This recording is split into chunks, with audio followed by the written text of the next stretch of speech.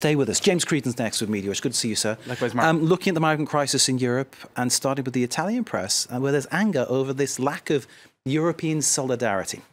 That's right. A lot of the Italian front pages today are clearly unhappy with a lack of support, what they see as a failure to kind of come to their help or assistance from France and Spain, the two nearest neighbours with Mediterranean coastlines. You've had boatloads of people, a lot of them picked up by NGOs, such as Médecins Sans Frontières and others, who, well, they have to land somewhere. So Italy is the first port of call in most instances, and they have been asking France and Spain to help out. And they promised to do so, but in the medium/long term, but not in the midst of this crisis.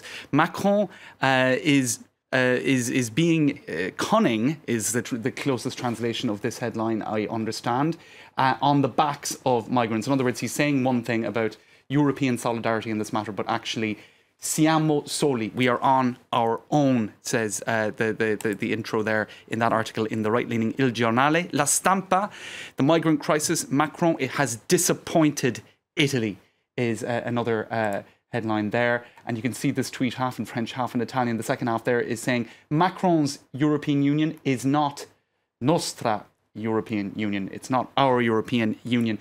And so clearly there's a lot of anger being expressed by Italians on social media in Italian or here in English. Infuriating to see Macron and Rajoy, the Spanish leader, talk about solidarity and defend the EU and at the same time reject any possibility to manage migration. So I think a lot of Italians hoping for practical solutions, quick solutions, and they're not necessarily coming. Juncker, Merkel and Macron, their idea of helping Italy with the migrant tsunami is to have talks about it. The Italian Navy needs to stop NGO ships. One of the big flashpoints is that you have NGO ships, they're trying to drop off these migrants, and there has been a debate in Italy about whether or not those ships should be turned away. So what would happen to the migrants? They might just drown. And that's what Amnesty and Doctors Without Borders have been saying on their Twitter shares. It's interesting, Mark, if you see people talking about this issue on social media, generally it's in a negative way. People who seem to be maybe a bit more clement or understanding, they don't seem to be expressing themselves that much on social media, unless it's something like Amnesty. They did issue a report today saying that Europe has turned its back on this crisis. You also have Médecins Sans Frontières, Doctors Without Borders. This is their Twitter account for the boats that they actually manage in the Mediterranean Sea on the front line of this crisis. Are the people on this boat asylum seekers or economic migrants? At sea, it doesn't matter. They're vulnerable and none deserve to drown. So that's them in terms of their attitude dealing with people in the sea, and they're not trying to catalogue them all. They're just trying to deal with it. But of course, it is a debate back on terra firma in the Italian press and elsewhere. Next to Donald Trump in Poland, before he set off for the G20, and more handshake diplomacy. It keeps happening, doesn't it? The handshakes, and is it a tough handshake or is it I don't know. There's been another element, and in fairness, it wasn't his fault this time. This is the Polish First Lady totally snubbing Donald Trump, who's reaching out to shake her hand, and going right the way over to Melania Trump. And you can see there that he doesn't look altogether pleased with that particular moment. So Agata Kornhauser-Duda is her name. She's the First Lady of Poland. And that image now has gone totally viral online. You can see it here in slow-mo. I think it's even better in slow motion, isn't it? I think they did eventually shake hands, but not on first opportunity. Donald Trump, owned by Polish president's wife, handshake, no thanks. And this comment I quite like. And that was supposed to be his friendliest stop.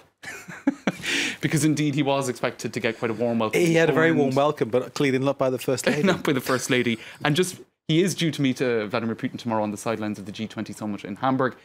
We won't go into that yet. That's for tomorrow. Oh, to be a fly on the wall on that one, eh, James? But this headline, I like this headline, without going into the details of the article. Politico.eu. What's worse, if Trump and Putin get along or if they don't?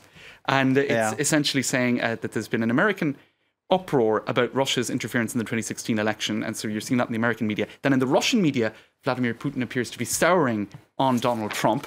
And so in the case of Trump and Putin, both good and bad chemistry could be dangerous. Anyway. Discuss. It sounds like one of these questions you get in sort of like a French philosophy exam, doesn't it? You know? It does. To be continued. To be continued. Okay. Tomorrow. Finally, a photo's gone viral of a commuter in the UK who brought her desktop computer onto a train. Now, it's usual to see commuters with their phones, their iPads, their laptops. But this lady, this is as they say in French, it's a photo volée. She didn't know it was being taken, probably just as well. She's probably figured it out by now. It's in the Telegraph there. This was on the train from Darlington to London's King Cross. Okay, that's a long journey. It is a long journey. It is a long journey, you know. So she had time to set it up. I'd say that's probably about a 4-hour journey. Yeah. I'm just trying to figure out. Well, I mean, maybe she really. It would take me 4 hours to set it up, you know. But you'd have to plug it in. I don't know. I mean, I suppose there are plugs. Some on trains in the UK now have plugs in them. You can, you know. But that just, it seems like a lot of effort. Tap into anyway. the current, you know. They I have Wi-Fi, you know. Laptops can be expensive. Maybe this was a solution. It seemed to work. She seems to be quite at home. I'm surprised she's not watching France 24. You know? She could have. Maybe she did. James, thank you very much Thanks, indeed. Mark. James Krugman, Media Watch, great to see you.